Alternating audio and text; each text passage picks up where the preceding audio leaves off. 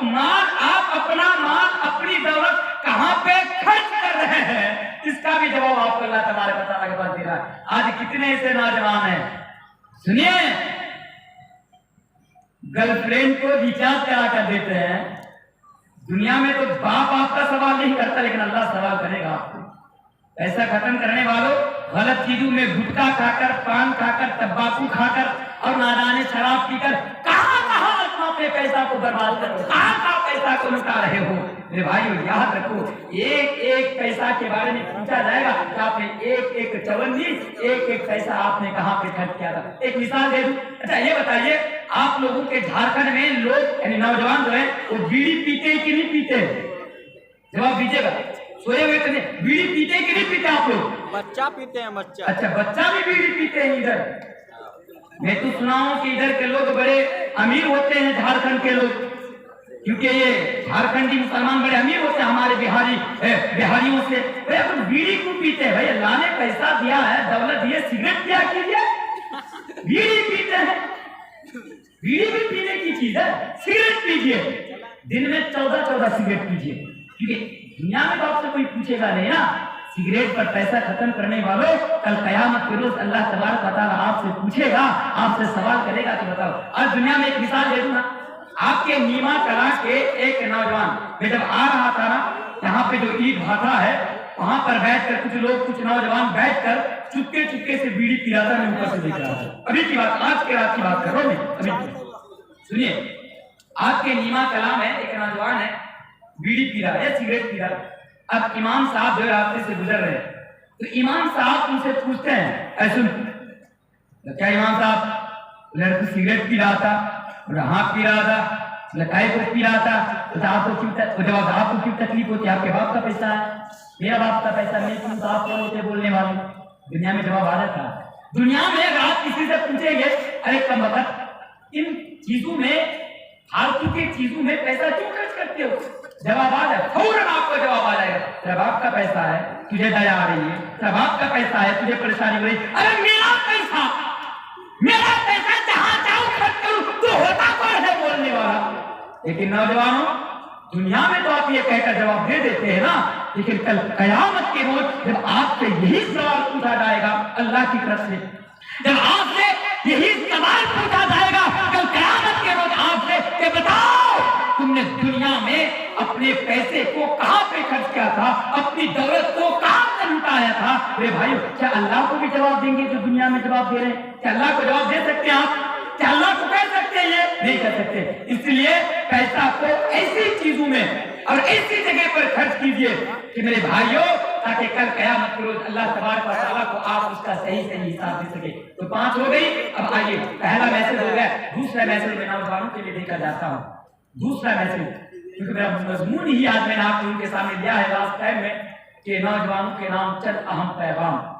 آئیے اور ایک پیغام میں دے کر جاتا ہوں نوجوانوں کے نام۔ آج نا آپ کے علاقے میں، جھارکھنڈ میں ہر جگہ کہیں نہ کہیں جلسہ ہوتا ہے، ہر رات کہیں نہ کہیں پروگرام، اسلامک پروگرام ہوتا ہے، بڑی بڑی کانفرنسیں ہوتی ہے، بڑے بڑے علماء کرام کو ان کی دعوت کر کے ان کو بلائے جاتے ہیں، وہ آتے ہیں، تقریر بھی کرتے ہیں، اور جھارکھنڈ کے مسلمان پوری رات بیٹھ کر جلسہ بھی سنتے ہیں۔ میں اپنے تجربے کی بات کر رہا ہوں آپ کو۔ الحمدللہ میں 9 سال سے ہندوستان کے بہت سارے اسٹیٹ میں نے پروگرام کیا، بہت سارے اسٹیٹ میں نے بہت ساری جگہوں میں پروگرام کیا، لیکن میں اپنے تجربے کو مد نظر رکھ کے ایک بات کہہ کر جاتا ہوں کہ جھارکھنڈ کے مسلمان جس لگن اور جتنا وقت اور ٹائم دے کر قرآن اور حدیث کی بات سنتے ہیں، کسی اور اسٹیٹ کے مسلمان اتنا وقت لگا کر اور اتنی محنت کے ساتھ قرآن اور حدیث کی باتیں نہیں سنتے۔ ابھی رات کے مان لیجیے 3:15 بج رہے، دوسری جگہ میں جائیں گے نا 12 بجے بجتے پروگرام ختم ہو جاتا ہے، 12 بجتے پروگرام ختم ہو۔ ہمارے کٹیہار میں بھی اب 1 بجے سے زیادہ پروگرام چلتا ہی نہیں، چاہے کسی بھی مقرر کو بلایا جائے، کوئی بھی مقرر آ جائے، 1 بجے کے بعد آدمی جلسہ گاہ میں ٹھہرتے نہیں ہے۔ لیکن دیکھیے ابھی رات کے بعد 3 سوا 3 بجے ہیں لیکن ابھی بھی کافی مجمع ہے. اس سے یہ پتا چلتا ہے کہ آپ لوگ قرآن اور حدیث کی باتوں کو بڑی سننے میں بڑا خواہش رکھتے ہیں. اب بڑے ہی محنت اور لگن اور محبت کے ساتھ آپ قرآن حدیث کی باتیں سنتے ہیں. لیکن اس حدیث کے اندر نا ایک سوال میں نے جان بوجھ کر چھوڑ دیا. کیوں چھوڑا جانتے ہیں؟ اس لیے چھوڑ دیا کیونکہ اس سوال کا جواب ہم اور آپ کا قیامت کے روز نہیں دے پائیں گے.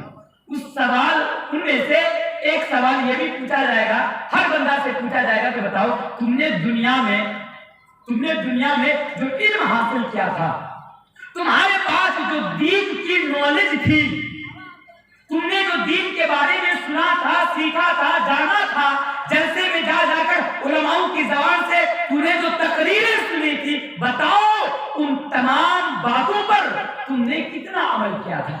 اس کے بارے میں بھی کل قیامت کے روز پوچھا جائے گا. ہم اور آپ کو جلسہ سنتے ہیں, سننے کے بعد چلے جاتے ہیں, پھر چائے کی دکانوں میں گپے مارنا شروع کر دیتے ہیں, چائے کی دکانوں میں بات کرنا شروع. یار عادل صاحب آئے تھے, بڑی زبردست تقریر کر کے گئے. مولانا یعقوب جامی صاحب آئے تھے, بڑی زبردست تقریر کر کے گئے. یار تنویر صاحب لاسٹ کے وقت میں آئے تھے, کیا بول کے گئے کچھ سمجھ میں نہیں آیا. گپے مارنا شروع کر دیتے ہیں. لیکن کل قیامت کے دن آپ سے پوچھا جائے گا کہ بتاؤ یعقوب جامی صاحب نے جو بتایا تھا, آپ نے جو سنا تھا, کہ اس کے اوپر عمل کیے تھے؟ عادل ریاضی جو آیا تھا, وہ جو بتایا تھا, تم نے سنا تھا, کیا تم نے اس کے اوپر عمل کیا تھا؟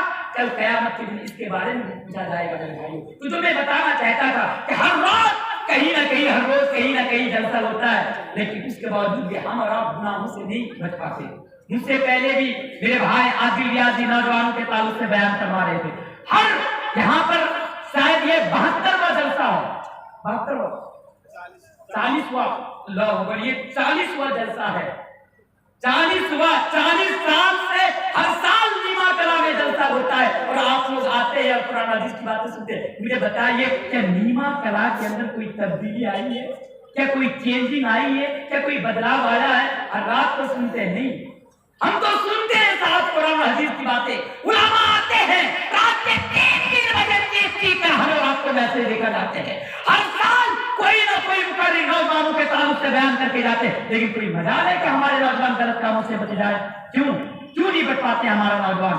اس لیے نہیں بچ پاتے ہیں کیونکہ ہمارے نوجوانوں کے اندر نا اللہ کا ڈر نہیں ہے. اس لیے آج کا میرا دوسرا پیغام ہے نوجوانوں کے لیے کہ اے نوجوانوں, اپنے اندر نا اللہ کا ڈر پیدا کرو. اس سے کیا ہوگا؟ جب کسی نوجوان کے اندر, جب کسی انسان کے اندر اللہ کا ڈر پیدا ہو جائے گا, اللہ کا خوف پیدا ہو جائے گا, خشیت الہی پیدا ہو جائے گی, یقیناً وہ نوجوان دنیا میں بھی کامیاب ہو جائے گا اور وہ